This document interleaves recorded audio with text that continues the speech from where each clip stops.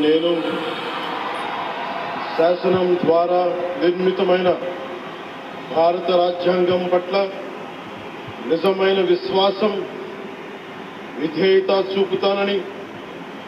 భారతదేశ సార్వభౌమాధికారాన్ని, సమగ్రతని కాపాడుతానని ఆంధ్రప్రదేశ్ రాష్ట్ర మంత్రిగా నా కర్తవ్యాలను శ్రద్ధతో, అంతఃకరణ శుద్ధితో నిర్వహిస్తానని, భయం గాని, పక్షపాతం గాని, రాగద్వేషాలు గాని లేకుండా రాజ్యాంగాన్ని, శాసనాలని అనుసరించి ప్రజలందరికీ న్యాయం